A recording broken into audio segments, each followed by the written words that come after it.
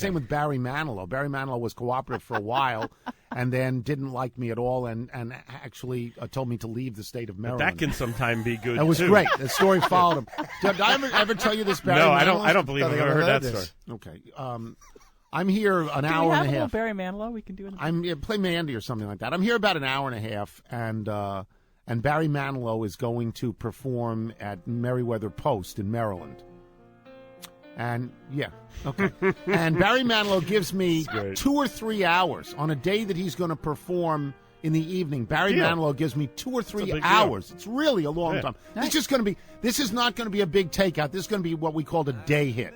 It's a profile, a day hit profile. I've talked to a lot of people before I got to Manilow. I have some sense of what he does for a living, and I think he's fine. I remember him wearing, he wore shoes with clear heels with water and goldfish in them. Yes! He actually did that. So we're sitting in a dressing room or a trailer or something at Meriwether Post, and he gives me a lot of time. I'm telling you, at least 2 hours, and I have a lot of questions. And many of the questions, if you're going to write something on Barry Manilow in the late 70s, this is Mandy, his first big hit, many of the questions are, like Barry, a lot of people think you're Schlockmeister. People are saying. Yeah, like Barry, honestly. I mean, I like Not the me, stuff, but guys my age just think it is just puke. You know, and it's questions sort of like that, questions that pretty much make Barry Manilow defend himself. After he tells the story of being a jingle writer, and after he tells the stories, very successful jingle writer, fabulous jingle writer, after he tells the stories about Bette Midler and going on the road with Bette Midler, all of which, you know, I knew, and we're talking, we're chatting, and I think we're best friends. I think we're doing great. I do point out, Barry, those are odd shoes, and he has an answer for that, and, you know, he seems relatively normal. I mean, he's a star. He's a huge star.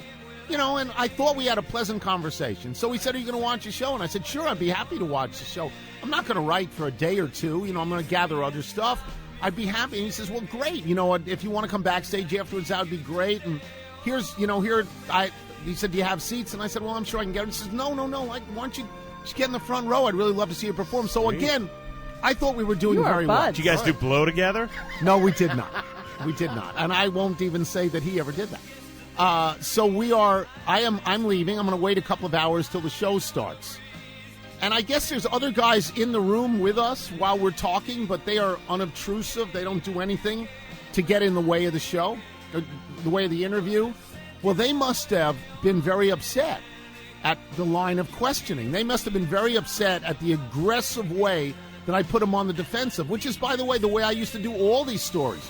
I mean, I sat with the great James A. Baker, Jim Baker. I went hunting with him in Texas. I spent days and days and days with Jim Baker and did my best to put him on the defensive. But because he's 10 times smarter than I am, he just laughed at me and co-opted me, okay, because he was smart enough to do that. Great profile, by the way. Yeah, thank you. It was good.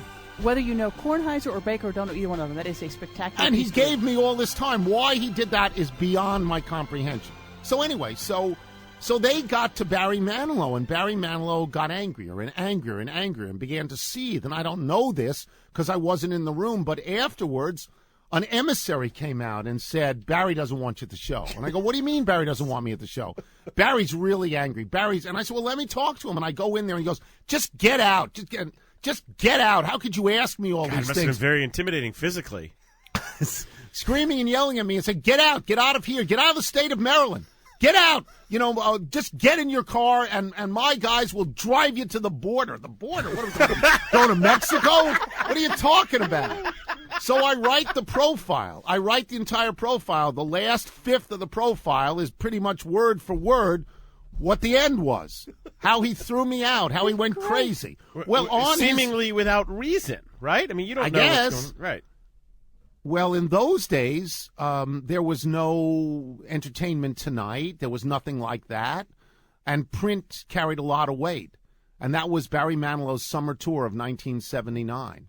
And every stop, that piece ran in another Oh, my newspaper gosh. in anticipation of Barry Manilow. Wow. Every stop, all around the country, they ran that piece. I considered that a triumph That is for a me. But he huge tossed win. me out. He tossed me out. Banned so, you from Maryland. yeah, That's great. just get out. They'll follow you to the border. The border? What are you talking? And to this day, I mean, I have We're great in fondness. Colombia. Great fondness for Barry Manilow. Sometimes he's difficult to recognize when I see him on TV, but I have great fondness for Barry Manilow. This is the Tony Kornheiser Show. The Tony Kornheiser Show.